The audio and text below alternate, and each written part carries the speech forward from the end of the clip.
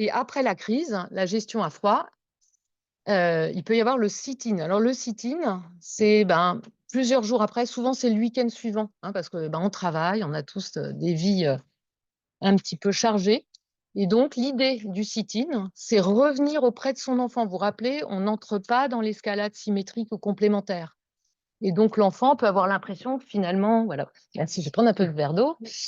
L'enfant ou le parent souvent, hein, l'impression: «Ah oui, mais du coup, on n'a rien dit, on n'a rien fait». Ah si, si, vous avez fait beaucoup. Vous avez géré vos émotions, contrôlé votre comportement, vous êtes allé dans votre chambre, vous aviez constitué un réseau de soutien, vous avez fait la déclaration, vous informez le réseau de soutien. Tout ça, c'est des actions, très coûteuses en énergie, en effort et très engageantes. Donc vous avez fait beaucoup de choses et bravo, vous avez résisté de façon non violente.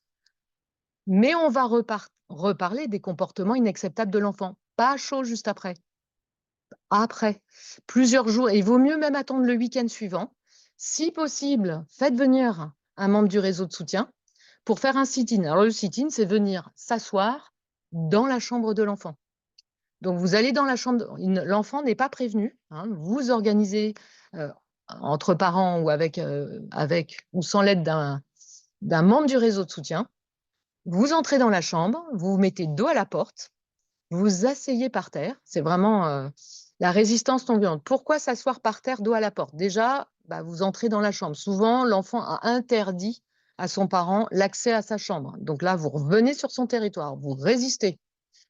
Vous vous asseyez par terre, parce que quand on est assis par terre, ben, il y a pas de risque que l'enfant se sente menacé, agressé. Si vous êtes debout, vous lui parlez en supplomb parce qu'il est là en train de, hein, sur son clavier en train de jouer ou sur ce et cetera, vous êtes au-dessus de lui, ça peut être ambigu comme position.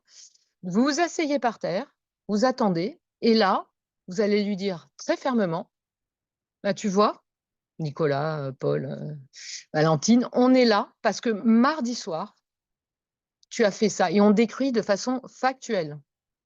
On t'avait dit, tu te rappelles, dans la lettre de déclaration, qu'on n'acceptait plus ces comportements-là. Eh ben, on n'a pas accepté. Parce que ça lève l'ambiguïté, mais les parents, finalement, ils ont rien fait du point de vue de l'enfant. Pas du tout. Les membres du réseau de soutien ont été informés, l'enfant a reçu des messages et on va faire un sit-in en plus. Donc, on va rester là dans la chambre jusqu'à ce que toi, Valentine, tu nous donnes, tu nous fasses des propositions. Qu'est-ce que tu vas faire pour plus avoir ces comportements violents, pour pas crier comme ça le soir en mettant la lumière dans la chambre de ta petite sœur pour l'empêcher de dormir, et cetera. Ça, c'est inacceptable. Qu'est-ce que tu proposes? On reste là jusqu'à ce que toi, Valentine, tu nous proposes des actions bien concrètes pour changer de comportement. On ne s'attend pas à ce que l'enfant propose des solutions miracles. Mais vous êtes en train de lui dire fermement: «On n'a pas accepté, on n'a pas oublié, on est déterminé et on restera et on reviendra le temps nécessaire pour que tous les comportements dont on a fait la liste dans la lettre de déclaration disparaissent définitivement de la maison». Donc tant que l'enfant, ne propose rien, bah, c'est pas grave, on reste et de temps à autre, on dit: «Valentine, on attend que tu nous proposes des actions bien concrètes pour ne plus avoir ces comportements violents». Si l'enfant ne propose rien, vous pouvez lever le camp et rester au moins 30 minutes, plus si vous pouvez, au-delà d'une heure, ça sert, vous dites: «Bah, écoute, tu nous as rien proposé, mais on va revenir encore et on reviendra jusqu'à ce que toi, plus jamais, tu n'aies ces comportements violents, dans la famille».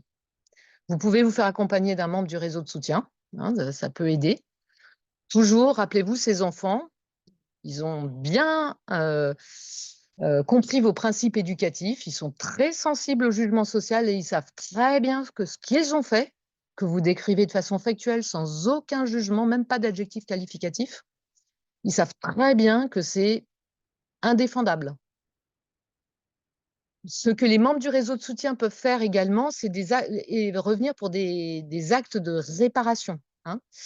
Donc je passe un peu plus vite. Peu importe la réaction de l'enfant, hein, vous restez silencieux, calme et voilà. Bien préparer le sitting, vous avez vu, c'est des actions menées à froid, préparées à l'avance. C'est pas: «Je réagis après un comportement inacceptable de mon enfant». Non, hein, j'agis avec mes objectifs de parents, mes objectifs éducatifs de parents et je persévère et je persévère. Ça fait des années qu'il y a des comportements tyranniques, il va falloir persévérer au moins 2-3 mois de façon vraiment intensive pour que ça change la dynamique familiale. Les actes alors la documentation, c'est un point important, hein. Quand votre enfant commence à tout casser, effectivement, on peut avoir peur pour le mobilier.